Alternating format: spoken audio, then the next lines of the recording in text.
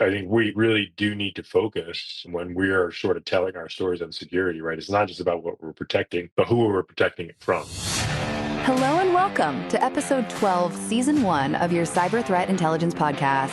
Whether you're a seasoned CTI expert, a cybersecurity professional, or simply curious about the digital battlefield, our expert guests and hosts will break down complex topics into actionable insights. On this episode of Season 1, our host Pedro Kertzman will chat with Jason Chan, who has over 20 years of experience in cybersecurity and is especially passionate about large-scale systems, cloud security, and improving security in modern engineering organizations. Jason built and led the security team at Netflix for over a decade. His team at Netflix was known for its contributions to the security community, including over 30 open-source security releases and dozens of conference presentations. He also previously led the security team at VMware and spent most of his earlier career in security consulting. Over to you, Pedro. Jason, wow, being a fan for so many years now that I think it's just fair to say that I'm beyond excited to have you on the show. Thanks a lot for coming. Oh, thanks, Pedro. Thanks for having me. I'm glad to be here. Amazing. If maybe we can jump right in, would you mind sharing your perspective, like a general CISO view of CTI? Could be related to assets, exposure, threats, you name it. I think from the CISO's perspective or security leader's perspective, I mean, obviously, they're running the security organization to which threat intelligence is a big part. But I think most of what we're trying to do is at the executive level, the leadership level. This includes, your peers and technical executives, non-technical, the board. You're really trying to create a shared understanding of the security environment that the company is facing. So I tried to keep that simple when I was doing those kind of communications. And it was really about, what are we trying to protect? Right. And I don't mean, the specific assets, but it's like we're trying to make sure the service remains available. You're trying to make sure data remains protected. And then you're trying to think, well, what are the negative events that could affect those things you're trying to protect? And then finally, what are the threats? Like, who are the adversaries, right? And I think that's where CTI comes in, is you want to be able to reason about who is actually coming after you. And of course, as we know, the adversary doesn't really make a habit of letting you know when they're coming after you or how they're going to do it or when. But, which is what, to me, is what threat intelligence is all about. So, yeah, I think about it at that level is you're trying to do some storytelling. You're trying to paint a picture of what the threat environment is like with as much information and detail as possible. That's amazing. I love how you put the storytelling part and also to the non-technical, let's say, audience. So that's an interesting point. Any insights on how to properly fine-tune that message to that audience? Oh, yeah. I mean, I'd like to think of it really in terms of, and I think this is pretty common in threat intelligence. You're really trying to think about maybe not necessarily specific like adversary groups or threat actors, but at least the way I categorized them when I was at Netflix was we sort of would talk about like groups, right? Like who's actually coming after us. And, at Netflix, we were, you could kind of think of it as almost like two really large and complicated businesses that are kind of working together. One is on the streaming side, it's the world's largest streaming subscription platform, right? So you have, 200 and something million members, 200 or so countries. So, you have kind of threats that are pretty common to running a large-scale consumer internet service. And then in addition to that, you have the studio, which is creating all the content that goes on Netflix. And again, it's the world's largest studio. So at least about the time I retired in 2021, we were doing about 1,000 productions a year. And production is it's a stand-up comedy, or it's an animated series. It could be a movie. And whereas like most other studios are doing about 50 to 100 a year, so really, really large scale. So really with that, we're trying to create a understanding about who from the adversary side is interested in that. And we would kind of put them into buckets, right? So you have on the more kind of, if you think about like a spectrum or a continuum of adversary that goes from, say, kind of commodity or general, to more specific. And I don't mean in terms of skill. I'm not talking about script kiddie to APT. I'm thinking about more like what's a general threat versus more specific. And Okay. the general threats for Netflix were, as I mentioned, right, you're running a large scale consumer internet service, so you're going to see a lot of things like credential stuffing and account takeover. We had a lot of cases where, of course, people tend to reuse their passwords, and their accounts get taken over. And there were certainly cases where the access to an account would be resold, right? So we want to Hmm. understand, okay, well, who are the threat actors? Who are the adversaries that are seeking to take over Netflix accounts so they can monetize resale of those accounts? We would also look on the streaming side. We would think about content protection, right? So because whether, I guess, regardless of how you might personally think about things like content protection and piracy and digital rights management, to be able to put that kind of content on the internet and working with these studios and these creatives, they have certain security requirements. Hmm. So we obviously implemented all kinds of interesting content protection and digital rights management, but there were a separate set of adversaries. You might even consider them researchers, or like old school hackers, that they were basically trying to break content protection. They were trying to break DRM. So there, you also have to kind of pay attention to what's happening, like what's the state of the art in breaking DRM and breaking content protection. And then on the studio side, as you can imagine, you're dealing with a bunch of you're making content, you're working with a lot of celebrities, a lot of really well known people, and that to me was probably the most like interesting or unique part, because you really start to have this like cyber physical crossover Hmm. where you're trying to protect A-list talent and celebrities, right? We were working with people like Michelle and Barack Obama, and these are people, obviously they have their own kind of protection and things like that, but we need to be able to protect the kind of digital assets that pertain to, for example, where a certain celebrity is going to be on a certain date, or where filming is Oh. going to be for a Hmm. particular series. So, I would say, sorry for rambling there, but kind of a long story short, in terms of that storytelling, you're trying to create, like, without going into the weeds about any specific thing, you're trying to say, hey, look, these are kind of like the 4 or 5 main categories of adversary that we're really thinking about. And of course, that doesn't mean that there might not be somebody new next Hmm. year or next week, but if you want to have a long-term sustained kind of um, program, you have to kind of do some reasoning about who you're actually working against, and it's not just some sort of like gray and shady unknowns. You have to be able to put some kind of personas to those folks. That's amazing, and it's a very really unique, let's say, list of assets. And if I'm not mistaken, I think I can remember from the top of my head any content, if you will, breach or like a new series or something like that being exposed before the real release date. And I do remember from many other studios. So I would say you guys did a really good job on keeping that stuff private. Yeah, but we did have one issue. I'm trying to remember what year it was. Maybe 2016, 2015. We had a series of one of our original series called Orange is the New Black. We had the new series. There were some of those episodes were leaked by, actually, it was a fourth party vendor. So they were kind of an audio vendor from the studio that we had worked with to create that series.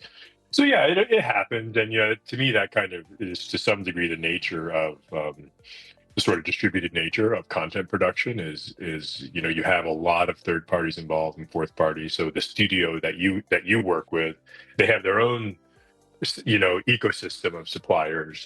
Yeah.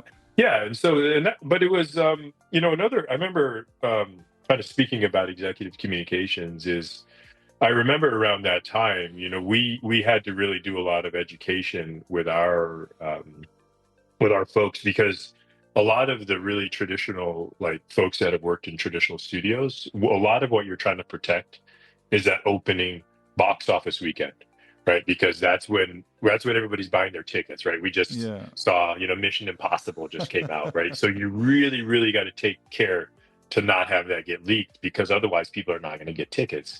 So the difference is on a streaming a platform like Netflix, where you're really just paying one price and you get all the content, is, part of really what we were trying to do as a business is you're trying to create a service that is good enough in terms of the technology and the content so that people don't really bother with piracy or trying to see things, a couple days early. So, Mm-hmm. we did a lot of communication about, hey, obviously we don't want content to be leaked, Mm-hmm. but it's just a fundamentally different business model than the traditional studio and traditional entertainment releases. So. Fair enough. And I think at least to me, one of the mind blowing things is that the scale, right, that you're mentioning, where you guys are operating in several countries, the amount of users and all that, but also how disruptive from a never seen before type of technology you had to leverage to be able to deliver that content on that scale. And I imagine the security was just kind of enabling business at that point, right? So you had to work hand in hand to be able to securely deliver that content at that scale. Any challenges around that, especially if it relates to CTI at any point? Yeah, I mean, I would say, I think you captured it well, right? You're trying to create a new business, right? You're trying to create a subscription video service, which, Netflix's history, its origin was really a DVD by mail service, right? So you would go to a website and we would mail you DVDs. And Mm-hmm. so, a lot of the ways I would characterize my time at Netflix, I spent a little over a decade there was basically a constant change. So the business was changing from DVD by mail to streaming. Mm-hmm. We were changing the content we were providing from licensing other studios' content to creating our own. And then, going from like US only to global. And then on the tech side, you mentioned tech, we were going from a company that was pretty much run out of its own data center to being really probably the first large enterprise to go, full scale into the public cloud. Right, we started the journey into AWS in, I think about 2008.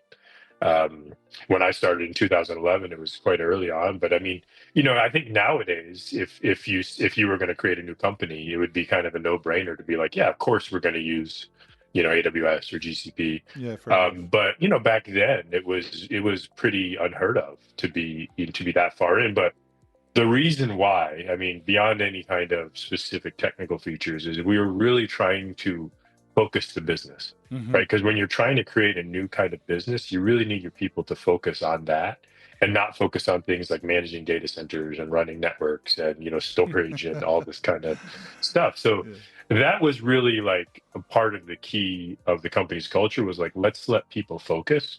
And I would say we did the same thing with security, right? We were trying to create solutions that made it easy for developers to work with security. On the threat intel side, you mentioned, one of the first,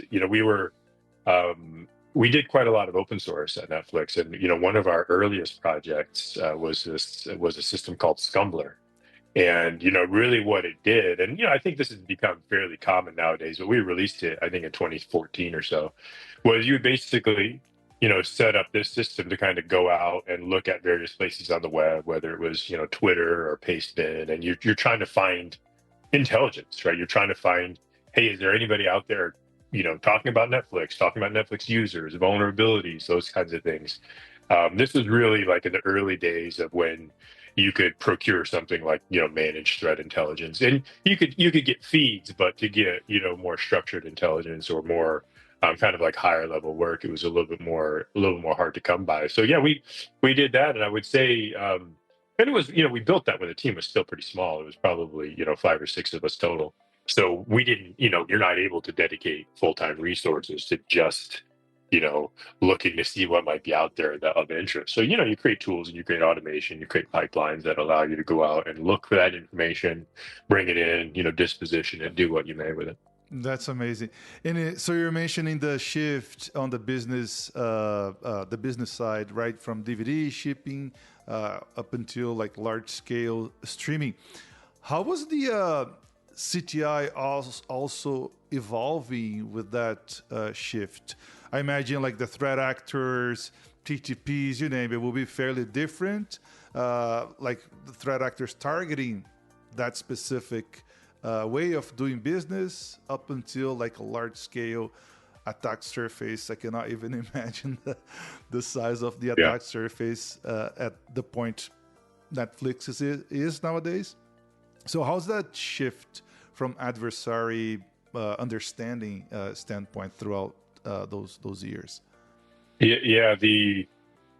kind of funny because I would say most, at least when we got started with what I would probably call a CTI, we may have bucketed it more in terms of like customer trust or fraud and abuse. That's really where we started to focus, because you're trying to figure out how are people trying to misuse the service, right? So, on the DVD side, it was fairly straightforward. Like sometimes you would have people sign up and they give you a fake physical address, and so because they're trying to get DVDs that they never have to return, or certainly things like credit card fraud. And then when you went to streaming, there were the same thing kind of in that bucket of customer trust or abuse. And I did a talk on this. I think at Facebook had a kind of a spam at scale conference back in 2016 or so, and I kind of went through some of the different different kind of abuse scenarios and how we thought about protecting against each of those, and really the most common one, and it was sort of came from different areas, but was just it was account takeover. It was through whether it was credential stuffing, password reuse, info stealers, whatever it might be. There were in fact some pretty large and geographically distributed and fairly sophisticated threat actors that would gain access to Netflix member accounts for the purpose of reselling those.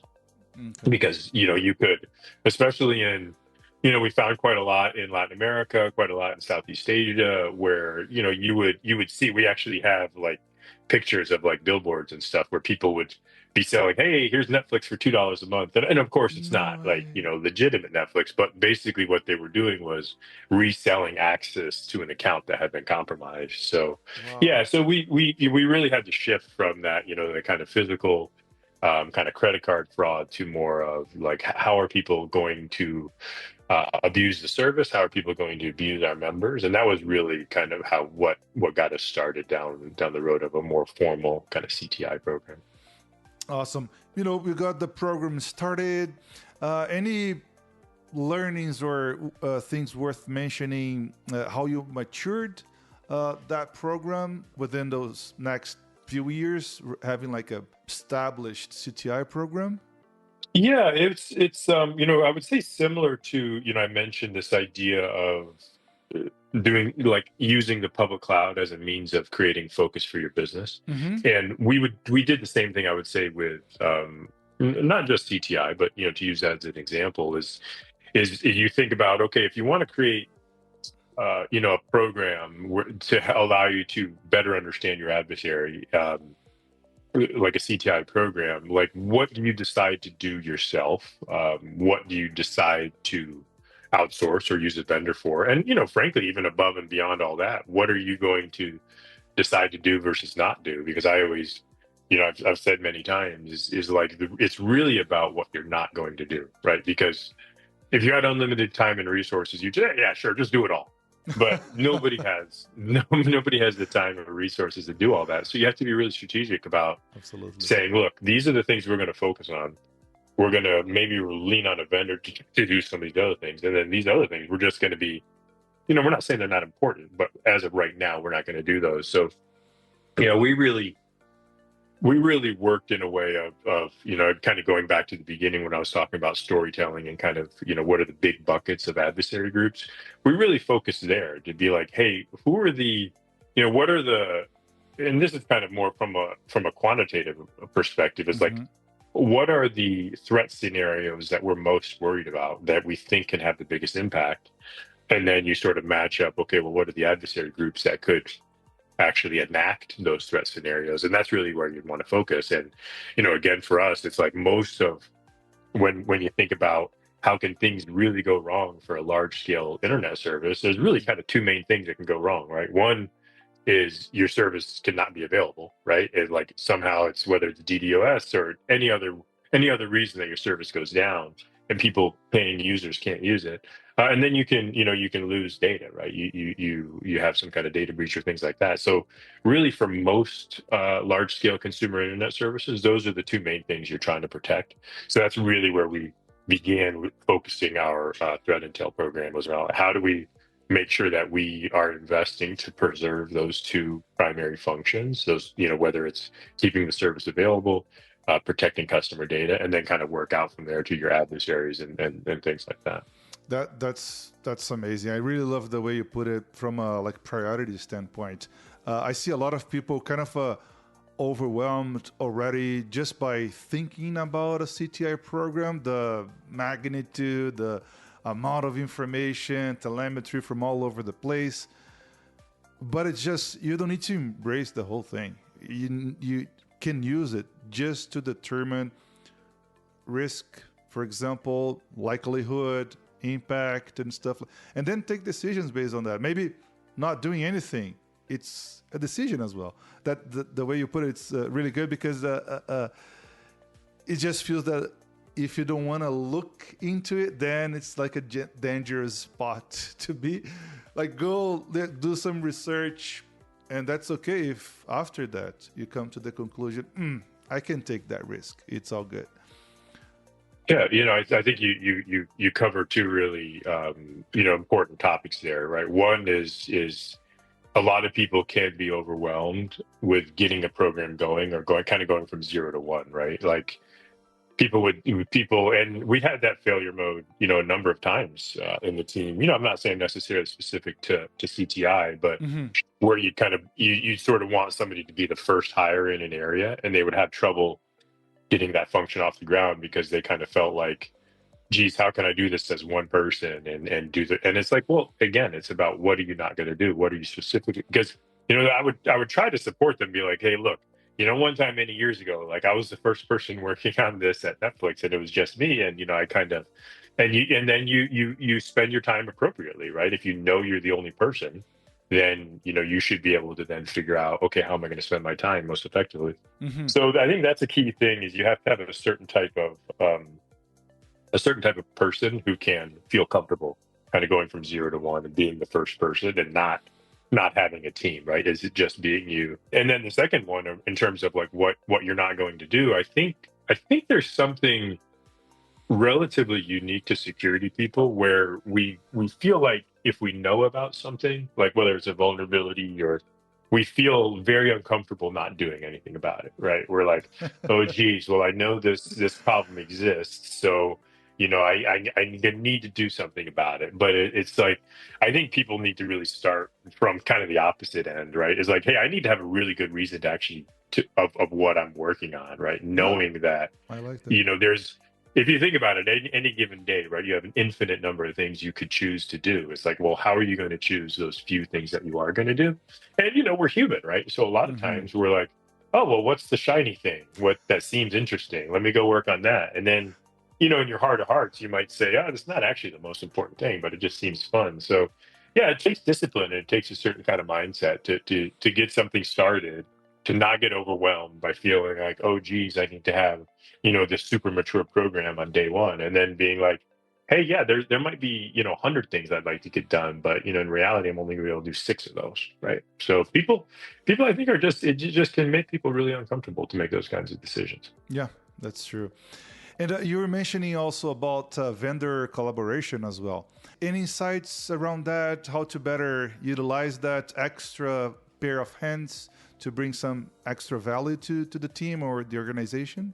Yeah, and I would kind of go back to that same lens of like, hey, what is important for us to do ourselves and be great at, versus what could somebody else probably do better than us, and especially if it's like a really undifferentiated service. And I think probably the first one that comes to mind is kind of is like phishing takedowns, right? And phishing sites and things like that.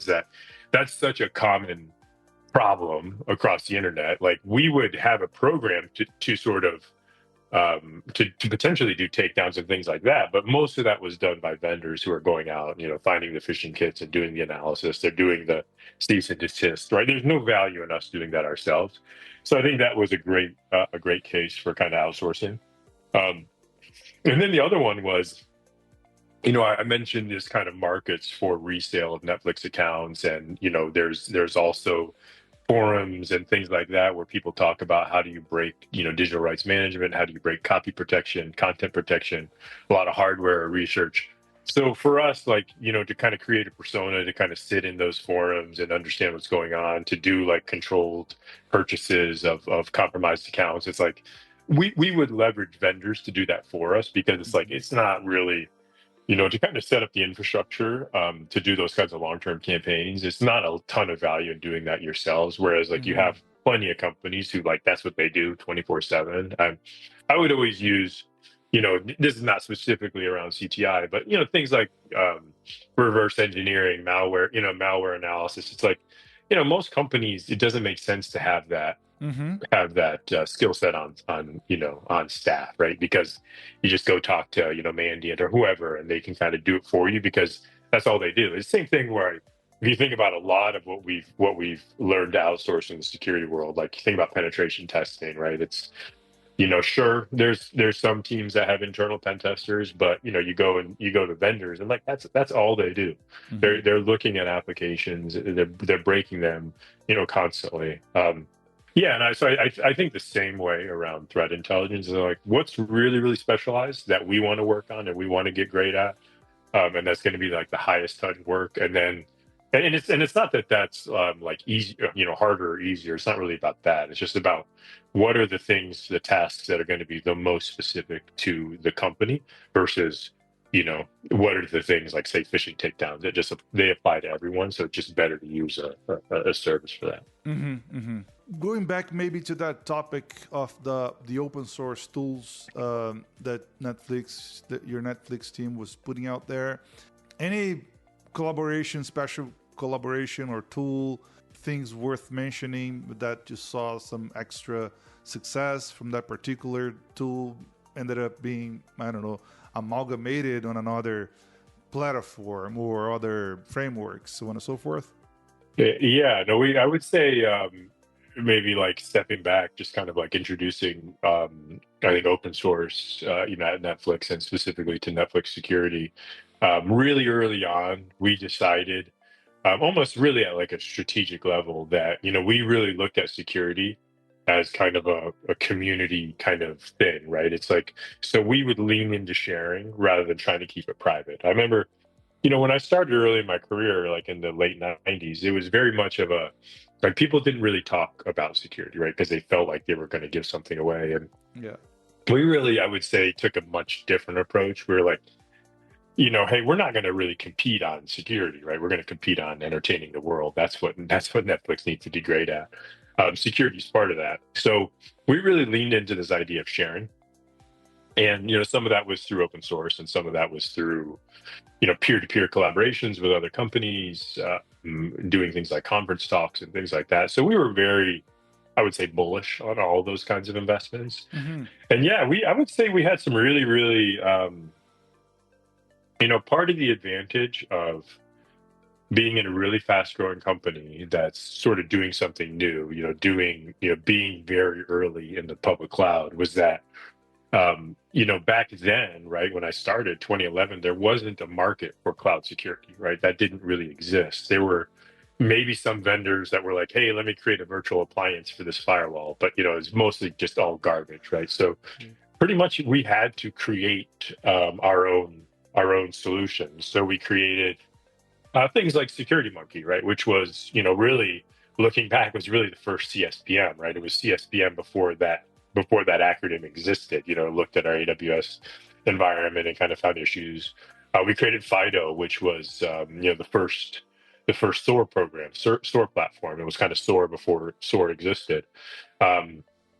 Yeah, I mentioned Scumbler earlier on, which was really our kind of our threat intel kind of, basically go out and look on the web for things that you might care about. Mm-hmm. Um, and certainly, like I think any of those things, if we had wanted to, you probably could create a company around those things. But we were, ultimately we were just trying to protect the company, so we didn't, we didn't go down that route. But yeah, so it was, we certainly learned a lot. Mostly what we were trying to do with open source, especially in the kind of cloud security space, was we were basically saying, hey, look, everybody is new at this, right? So this is our way of tackling this problem. Like, let's get feedback. Like, maybe it's helpful to you, but maybe you've developed a different way. And I think Mm-hmm. it's kind of nice to see now that in sort of 2025, it's much more common for companies to open source security products, or for companies, defenders working at large corporations or even small corporations, to go to conferences and talk about defending, right? Because when I started in security, you'd go to conferences like, not just Black Hat, but any of them. You were only ever talking about offensive stuff. You're talking about vulnerability research. You're talking about attacking. And now it's like there's tons and tons of talks on defense. And I think part of it was, companies like Netflix really kind of leaning into that. That's amazing. And any like a peer-to-peer collaboration, or maybe even like Facebook threat exchange, that you saw advantages of leveraging from a maybe a CTI standpoint as well? Yeah. We did get involved with a few sharing programs, like Threat Exchange. That they were like, I mean, I wouldn't say they were useless, but they were probably a little bit more trouble than, at least in the early days when we were involved, um, than was worth it. Anything kind of like formal. What I sort of found was like probably less valuable. And what you really had value out of was the informal conversation. So we did a lot Mm-hmm. of peer to peer. You know how it is, right? There's so many like Discords and Slacks out there that where security people gather and they talk about stuff. And like again, even now, right? Like it's such a huge advantage, right? Like if you think about, can you go and lean on somebody and say, hey, have you seen this before? Have you seen this kind of activity before? Like, what would you do here? And people, that's one of the things I've loved about the security community, and why I've been in it for pretty much my entire career, is that people, they care about what they're doing, they care about protecting their organizations, and they also are generally in it to help. They want to help other people because they recognize that it's hard to just protect anything in isolation. Really have to create a safe environment, a safe internet. Mm-hmm. So yeah, I think I've had really really good success on the informal side, whether it's sharing with other CISOs or other security engineers, where people are just more than willing to share to give their time and energy to helping other people. Okay. No, that's perfect. And from like learning CTI standpoint, not necessarily, IOCs or things like that, but how the industry is moving, how things are now shaping, and all that. Any new interesting favorite sources, books, blogs, people, anybody to follow or learn from? Yeah, I would say, since retiring, I'm a little bit, I'm less plugged in, right? So I don't do as much following, but I think there's a saying in security, and especially in incident response, right? You never really want to waste, a crisis, right? And especially if it's somebody else's crisis. So I think looking at incident reports to me is like such a great way of learning, and looking at the different reports companies create around tracking different adversaries. I think those are great because you can really understand. I'm not gonna I tend not to name names, but when you look at big breaches, because I would say one of the things I would always tell people is, they would ask me, hey, well, how do you prepare for a board meeting, or what's your slide present? And I'm like, I don't really, the prep I do is I try to anticipate the questions they're going to ask, because it was always about what happened recently. Like, oh, this company had compromised, or what do you think about this? Or like, could this affect us? And those are really, really good learning experiences because, frankly, they happen to somebody else, but some of that information is available. Um, so of course, and then there's things like the, Verizon's DBIR. Mm-hmm. I think I'm not on Twitter anymore, but one person I would say is just a great follow, and I get the newsletter now, but is the Gruck. So I mean, he's just been in it for decades, and just always has really really interesting things to call out. So yeah, get his email newsletter. He probably has a Substack or Medium. That's amazing. Any final thoughts? Any last things to share? No, I think I appreciate the time, appreciate the conversation. I think sort of tying it back to the beginning. It's like I think we really do need to focus when we are sort of telling our stories on security, right? It's not just about what we're protecting, but who we're protecting it from, right? And really think about how you can kind of put those together. It makes it much more, certainly much more compelling storytelling, but I think it's a little bit easier to connect to people as well if they can kind of understand what are motivations, what are techniques, and really like why are we putting in this investment to protection. That's perfect. Jason, thank you so very much for coming to the show. I really appreciate your willingness to share your knowledge with us, and I hope I'll see you around. Yeah, my pleasure. Thanks, Pedro. Appreciate it. Thank you. And that's a wrap. Thanks for tuning in. If you found this episode valuable, don't forget to subscribe, share, and leave a review. Got thoughts or questions? Connect with us on our LinkedIn group, Cyber Threat Intelligence Podcast. We'd love to hear from you. If you know anyone with CTI expertise that would like to be interviewed in the show, just let us know. Until next time, stay sharp and stay secure.